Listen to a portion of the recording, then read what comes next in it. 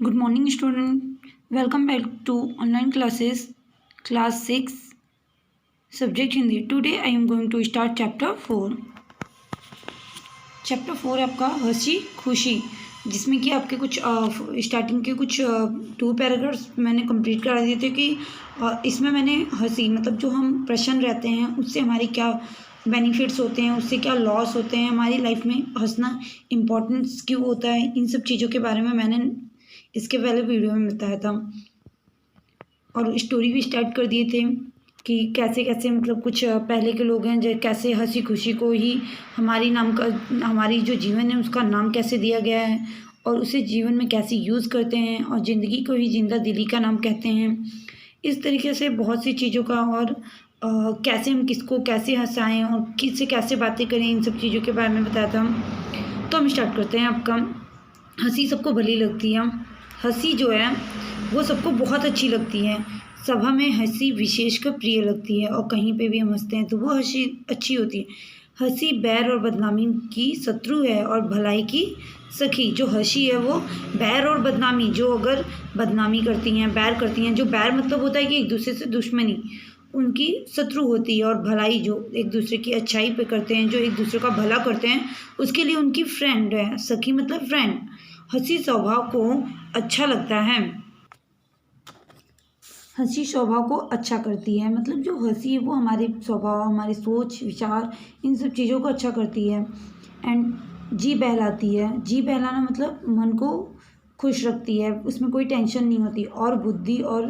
और बुद्धि को निर्मल करती है। जो हमारी बुद्धि, हमारी माइंड होती हैं, जो हमारा नॉलेज होते हैं, उनको निर्मल लगती है, मतलब कि हर जगह फालतू नहीं यूज़ करती, शांति से काम लेते हैं हम। हंसी भय भगाती है। हंसी जो होती है वो डर को भगा देती है और दुख को भी मिटा देती है, क्योंकि हम जब खुश रहेंगे तो हमारे पास कोई भी दुख नहीं होगी। निराशा को घटाती है, जो हम निराश भी नहीं होंगे। कंगाली का आधा बोझ उड़ा देती है। जो स्त्री और पुरुष हंसते नहीं उनसे ईश्वर बचाए। जो कभी कोई हंसता नहीं है उनसे ईश्वर ही बचा सकता है, क्योंकि वो गुस्से में हर वक्त बात करेंगे। मनुष्य को रोने के लिए ही नहीं बनाया गया है। और इसमें बताया जा रहा है कि मनुष्य को जरूरी नहीं कि हम रोते ही रहें। मनुष्य को इसलिए नहीं बनाया गया कि वो रोएं। हंसने के लिए आदमी ही बना है और हंसने के लिए ही हम बने हुए हैं। मनुष्य खूब जोर जोर से हंस सकता है और हम खूब हंस सकते हैं। पशु पक्षियों को शक्ति ईश्वर ने नहीं दी है। जो पशु पक्षी हैं उनको ईश्वर ने शक्ति नहीं दी है। मनुष्य हंसने, मुस्काने, हो करने, टोपी उछालने, गीत गाने और स्तुति करने के लिए बनाया गया है। मतलब कि मनुष्य को जरूरी नहीं है कि वो रोता ही रहे। उन्हें बहुत से काम करने के लिए बनाया गया है। उदास आदमी से दूर रहो। जो सैड होते हैं उनसे हमें दूर रहना चाहिए। जहाँ तक बने हंसी से आनंद प्राप्त करो और जहाँ तक हमारी कोशिश है कि हम हंसी से ही खुश रहें, हंसी से आनंद प्राप्त करें। जो हंसता है वह आयु बढ़ाता है और जो हंसता है उसकी आयु बढ़ती है। प्रसन्नता उत्तम भोजन, लड्डू, पेड़ा, कलाकंद, पूरी, कचौरी हजम कराती है और हमें खुश रहना चाहिए, क्योंकि जब हम हंसेंगे नहीं तो हमारे माइंड में स्ट्रेस होगा, बहुत सारी टेंशन होगी, जिससे हमारा माइंड काम नहीं करेगा। और जब हम ज़्यादा प्रेशर लेंगे तो हम बीमार भी पड़ जाएंगे और बीमार होने की वजह से हम खाना पीना नहीं खाएंगे और जब खाना पीना नहीं खाएंगे तो मतलब उस इंसान की डेथ भी हो सकती है। ऑब्वियसली जब बॉडी में हमारी एनर्जी नहीं है तो हम किसी काम के नहीं हैं। इसीलिए हमें प्रसन्न रहना चाहिए, हमें हरदम हंसते रहना चाहिए। संसार भर में घूमना, समुद्र और पहाड़ों पर हवा खिलाना, सेनाओं का उत्साह बढ़ाना प्रसन्नता का खेल है।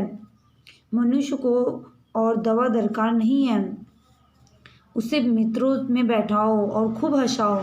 और कहा गया है कि हमें एक दूसरों से मतलब फ्रेंड के साथ बैठना चाहिए, उनसे बातें करना चाहिए, उनसे अपनी बातों को शेयर करना चाहिए और हर वक्त मुस्कुराते रहना चाहिए हमें। मेलबर्न के डॉक्टर A.W. कोल ने हंसी पर एक पुस्तक लिखी है। उसकी भूमिका में से यह सब बातें यूरोप के बड़े बड़े लेखकों के लेखों से छाटी हैं। इस विषय में वह एक कहानी लिखता है। एक डॉक्टर अपने मित्रों सहित पहाड़ पर घूमता है। इसमें मेलबर्न डॉक्टर जो हैं A.W. उन्होंने एक हंसी पर पुस्तक लिखी है और उनकी यूरोप भूमिका में से एक यूरोप के एक बड़े लेखों में छाटी गई है।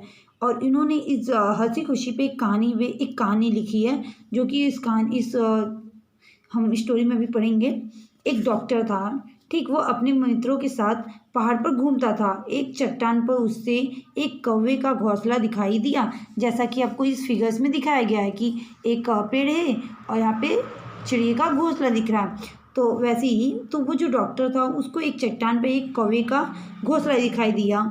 डॉक्टर ने कहा आओ सब दौड़ो। वो डॉक्टर अपने दोस्त जो उनके फ्रेंड रहते हैं उनको बुलाता है कि आओ सब दौड़ो, देखे उस घोंसले के पास पहले कौन पहुंचता है।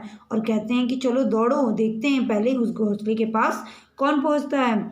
सब दौड़े, एक आदमी हाफ कर बैठ गया। जब सब इकट्ठे हुए तो इतना हंसे कि पेट फूल गया। उसमें से एक जो था, वो बहुत लोग को प्रॉब्लम होती है ना सांस फूलने की, वो ज़्यादा रनिंग नहीं कर सकते, तो उसमें भी एक ऐसा ही था जिसकी सांस फूलने लगी, वो बैठ गया। और उसके बाद जब से इकट्ठा हुए तो वो इतना हंसे कि पेट ही फूल गया। जब इन मित्रों को हंसना होता है तो उस घोंसले की कहानी को फिर दोहराते हैं। और जब उन फ्रेंड को हंसना होता है तो वो अपनी उस घोंसले की कहानी को बार बार दोहराते हैं। कई साल पहले उनमें से एक मित्र बीमार हो गया, मरने की स्थिति में था कि उस डॉक्टर को खबर आई। उसी के बाद फिर कई साल में पहले जो डॉक्टर थे उन्हीं के मित्र बीमार हो गए। तो फिर जो डॉक्टर थे उनके पास उनके मरने की खबर आती है कि उनकी कंडीशन जो है वो ठीक नहीं है, वो बहुत ही बीमार हैं। वह गया तो लोगों ने कहा कि लो तुम्हारा मित्र आया। तो आंखें खोले पर वह कुछ न बोला। उसके बाद जो होता है ना कि मतलब बीमार रहता है तो कोई हम या हमारे घर पे अगर हमारे फ्रेंड आते हैं तो मम्मी पापा बताते हैं ना कि लो आपके फ्रेंड आ गए। उस तरीके से वो डॉक्टर अपने फ्रेंड के घर पहुंचता है तो वहाँ पे सब लोग कहते हैं कि लो अब तुम्हारा मित्र आ गया। तो वो जो बीमार था उसका मित्र डॉक्टर का, वो आंखें खोलता है पर कुछ कहता नहीं है। तब डॉक्टर ने जोर जोर से कौवे की घोंसले की कहानी सुनाई। कहानी सुनकर बीमार मित्र हंसा, यहाँ तक कि वो अच्छा हो गया और अभी तक जिंदा है। फिर उसके बाद बताता है कि जब वो डॉक्टर सोचता है कि वो तो कुछ बोल ही नहीं रहा है, मैं अब इससे क्या कहूँ, तो वो क्या करता है अपनी कौवे की कहानी जो थी कौवे के घोंसले की कहानी जोर जोर से सुनाने लगता है। और वह कहानी सुनकर उसका मित्र जो बीमार मित्र था वो हंसता है और यहाँ तक कि वो अच्छा भी हो जाता है और अभी तक जिंदा भी है, क्योंकि वो उठ के बैठ जाता है, उसके सारे टेंशन भी दूर हो जाते हैं। उसी हंसी को मनुष्य जीवन के साथ लगाए रखने के लिए भारतीयों ने होली का त्यौहार मनाना शुरू किया था। होली की कृपा से अब भी हम कुछ हंस लेते हैं। संसार में दुख और उदासी अधिक है।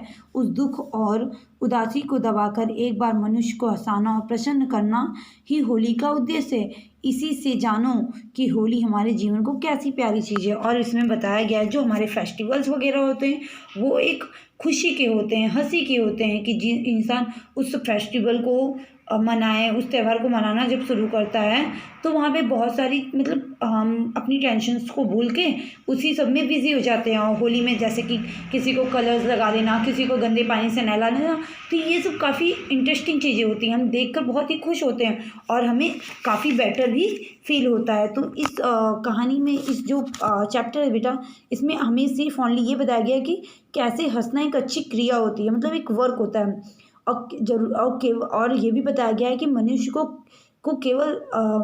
केवल हंसी का वरदान दिया गया है।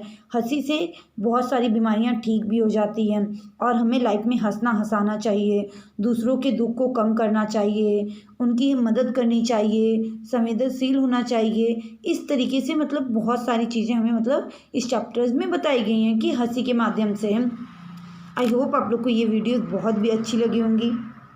एंड कोई भी डाउट्स है तो आप डायरेक्टली मैसेज करके पूछ सकते हैं व्हाट्सएप पे।